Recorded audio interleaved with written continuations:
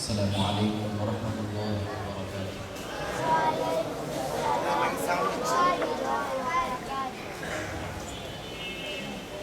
الحمد لله نحمده ونستعينه ونستغفره ونؤمن به ونتوكل عليه ونعوذ بالله من شرور أنفسنا ومن سيئات أعمالنا. من يهده الله فلا مضل له ومن يضلل فلا هادي له. ونشهد أن لا إله إلا الله وحده لا شريك له ونشهد أن سيدنا وسندنا وحبيبنا ومولانا محمدا عبده ورسوله. أما بعد، فقد قال الله تبارك وتعالى في كلامه المجيد وفرقانه الحميد: أعوذ بالله من الشيطان الرجيم. بسم الله الرحمن الرحيم. اقرأ باسم ربك الذي خلق خلق الإنسان من علق. সকলে দুরূদ শরীফ পাঠ করি। আল্লাহুম্মা সাল্লি আলা মুহাম্মাদিন ওয়া আলা আলি মুহাম্মাদ কামা সাল্লাইতা আলা ইব্রাহিম ওয়া আলা আলি ইব্রাহিম ইন্নাকা হামিদুম মাজিদ। আল্লাহুম্মা বারিক আলা মুহাম্মাদিন ওয়া আলা আলি মুহাম্মাদ কামা বারাকতা আলা ইব্রাহিম ওয়া আলা আলি ইব্রাহিম ইন্নাকা হামিদুম মাজিদ। আলহামদুলিল্লাহ, আল্লাহ পাক রব্বুল আলামিনের দরবারে অসংখ্য শুকরিয়া আদায় করছি, যেই মহান রব্বুল আলামিন আমাদেরকে দুনিয়ার বিভিন্ন কর্মব্যস্ততা থেকে মুক্তি দান করে মাদ্রাসা হুজ্জাতুল ইসলাম নামক একটি দ্বীনী শিক্ষা প্রতিষ্ঠানের হাফিজে কোরআনদের সম্মাননামূলক পাগড়ি প্রদান উপলক্ষে ইসলাহি মাহফিলের এই মহতী মজলিসে উপস্থিত হওয়ার তৌফিক দিয়েছেন। এজন্য শুকরিয়া আদায় করি, আলহামদুলিল্লাহ। আপনারা অনেক কষ্ট করে এখানে এসেছেন। বিশেষ করে স্টেজে আমাদের মোহতারাম সভাপতি সাহেব উপস্থিত রয়েছেন। অত্যন্ত আন্তরিক, হিতাকাঙ্ক্ষী, মহাব্বতের মানুষ এবং আমাদের কোনো প্রকার বলা ছাড়াই যিনি স্বেচ্ছায় মহাব্বত করেন, স্বেচ্ছায় হিতাকাঙ্ক্ষী হিসাবে থাকেন, তিনি আমাদের সামনে উপস্থিত আছেন।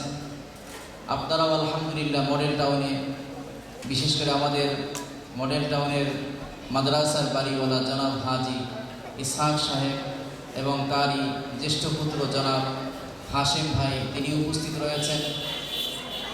এছাড়া আপনারা সবাই মহাব্বত করেন, পরিচিত আছেন। আল্লাহ পাক রব্বুল আলামিন সবাইকে কবুল করুন।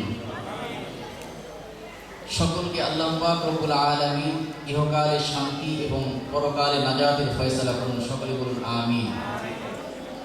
আসলে আমাদের এই মাদ্রাসা হুজ্জাতুল ইসলাম এবং সাথে সাথে আরও যে সকল মাদ্রাসা আছে আমাদের মডেল টাউনে এবং আশপাশে যতগুলো মাদ্রাসা দেখছি, আলহামদুলিল্লাহ সকল মাদ্রাসায় যে শিক্ষাটা প্রদান করা হচ্ছে এর উদ্দেশ্য কি?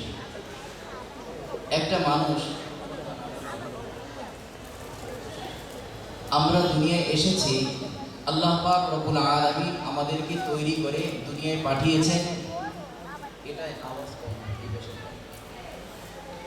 আমাদেরকে আল্লাহ পাক রব্বুল আলামিন দুনিয়ায় পাঠিয়েছেন তার ইবাদত বন্দেগী করার জন্য।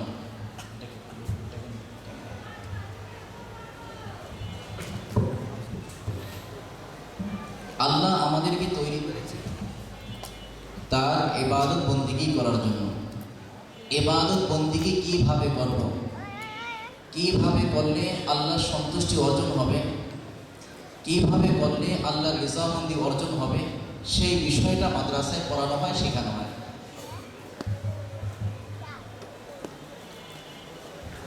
আল্লাহ পাক রব্বুল আলামিন এটা আসতেছে আল্লাহ পাক রব্বুল আলামিন পবিত্র কোরআনুল কারীমে ইরশাদ করেন, হে নবী, এটা এখন আসেন, আপনি ইরশাদ করুন, আপনি উম্মতকে বলে দিন, ইন কুনতুম তুহিব্বুনাল্লাহ ফাত্তাবিউনি ইউহিব্বুকুমুল্লাহ ওয়া ইয়াগফির লাকুম যুনুবাকুম আল্লাহু গফুরুর রহিম। আমি মৌলিক কথাটা শুধু বলবো, উদ্দেশ্য কি আমাদের, আমরা কেন মাদ্রাসা পড়তেছি, কেন মাদ্রাসায় পড়ছি, কেন দুনিয়ার অন্যান্য কাজ বাদ দিয়ে মাদ্রাসার লাইনে আছে, এর উদ্দেশ্য কি? এর উদ্দেশ্য হলো যে আল্লাহ আমাদেরকে যে উদ্দেশ্যে দুনিয়ায় পাঠিয়েছেন সেই বিষয়গুলো নিজে শেখা এবং অপরকে শেখানোর ব্যবস্থা করা। এই উদ্দেশ্যেই এই মাদ্রাসার কার্যক্রম চলছে। দুনিয়ায় বিভিন্ন কার্যক্রম চলছে, ধর্মীয় কাজ, যেমন দাওয়াত ও তাবলীগের কাজ চলছে, বিভিন্ন মাহফিল চলছে, মসজিদে নামাজ চলছে, এরকম অসংখ্য ধর্মীয় কাজ এই সমাজের মধ্যে চলছে। যতগুলো কাজ এই সমাজের মধ্যে চলছে, এই সব কাজগুলো কারখানা। এই কাজগুলো যারা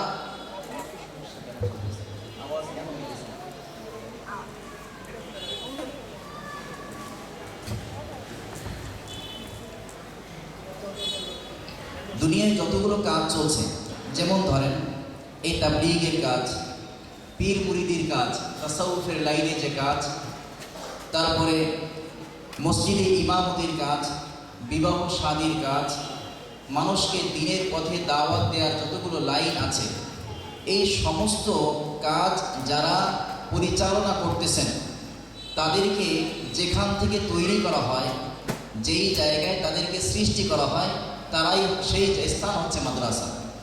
কথা কি বুঝে আসছেন? ইস্পাহানি মসজিদে যখন আমি খেদমত করেছিলাম, আমাকে জিজ্ঞাসা করা হয়েছিল যে আপনি একটা নিয়ে থাকেন, হয়তো মসজিদ নিয়ে, তাহা না হয় মাদ্রাসা নিয়ে, কোনটা নিয়ে থাকবেন? আমি বললাম মাদ্রাসা নিয়ে থাকবো, কারণ মাদ্রাসা যদি ঠিক থাকে মসজিদ ঠিক থাকবে, মাদ্রাসা যদি ঠিক থাকে মাহফিল ঠিক থাকবে, মাদ্রাসা যদি ঠিক থাকে ঈমান আমাল। সমস্যা সিস্টেমের মধ্যে, সিস্টেম একটা আসলে আরেকটা আসে না, যে কোনো একটা, এটা ঠিক আছে, এটা সমস্যা, এখানে সমস্যা, সমস্যা ওখানে। একটাই বলি।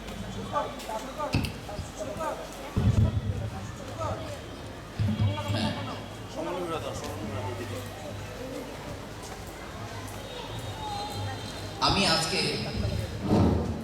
আমি আজকে যে কথাগুলো বলবো, এগুলো শুধু একমাত্র আমাদের মাদ্রাসা হুজ্জাতুল ইসলামের পক্ষ থেকে না, আমি সমস্ত মাদ্রাসার পক্ষ থেকে বলবো যে এই মাদ্রাসার পিছনে যারা মেহনত করতেছেন তাদের উদ্দেশ্য কি? তাদের উদ্দেশ্য হচ্ছে রেজায়ে মাওলা এবং আল্লাহর সন্তুষ্টি অর্জনের জন্য যতগুলো লাইন আছে, পন্থা আছে, সেই পন্থাগুলো যারা পরিচালনা করবেন তাদেরকে এই মাদ্রাসার পক্ষ থেকে ট্রেনিং দেওয়া হবে, শেখানো হবে উম্মতকে কীভাবে আল্লাহর সাথে সম্পর্ক স্থাপন করা যায়। সেই জন্যই মাদ্রাসার উলামায়ে কেরামের কাজ। দেখেন, আমরা সাধারণত উলামায়ে কেরামকে সম্মান করে থাকি, কোনো সময় এই বিষয়টা খুব গুরুত্বপূর্ণ, উলামায়ে কেরামকে সম্মান করে থাকি, যে উলামায়ে কেরাম তাদের সাথে ভালো আচরণ করা দরকার, ওলামায়ে কেরাম আমাদের মাথার তাজ, এই কথা বলে কখনো যদি আলেম ওলামা থেকে সামান্য কিছু ভুল ত্রুটি নজরে আসেও তারপরও আমরা তাদেরকে ক্ষমার নজরে দেখি এবং মহব্বত করি। কিসের জন্য? যে ওলামায়ে কেরাম আমাদের প্রয়োজন। কোথায় কোথায় প্রয়োজন আমরা বলে থাকি এটা, যে জন্মের পরে যখন আজান দিতে হয় তখন আলেমদেরকে প্রয়োজন, যখন মুসলমানই করানো হয় তখন কালিমা পড়ানোর জন্য ওলামায়ে কেরামকে প্রয়োজন, বিবাহ শাদীতে ওলামায়ে কেরামকে প্রয়োজন, জানাজা নামাজে ওলামায়ে কেরামকে প্রয়োজন, 5 ওয়াক্ত নামাজে ইমামের পিছনে পড়ব, নামাজ পড়ব, সেখানে ওলামায়ে কেরামের প্রয়োজন।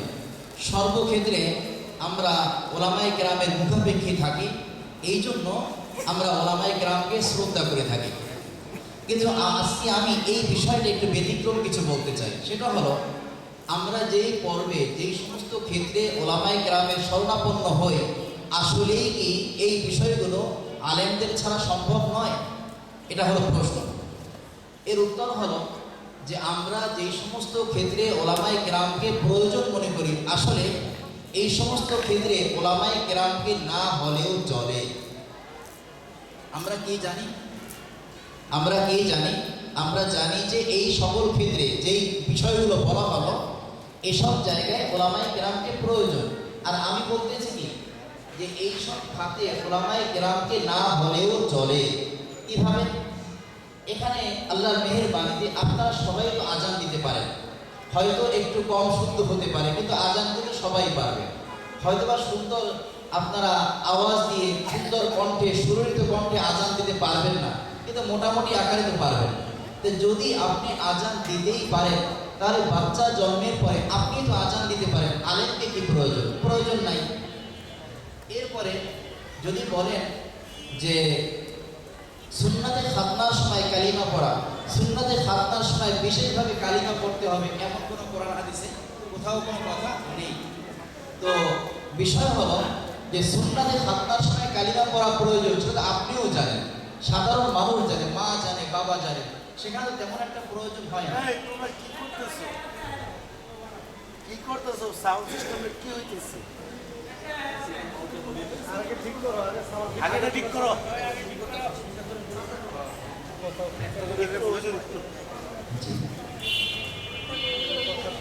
দুটা সিস্টেম ঠিক করে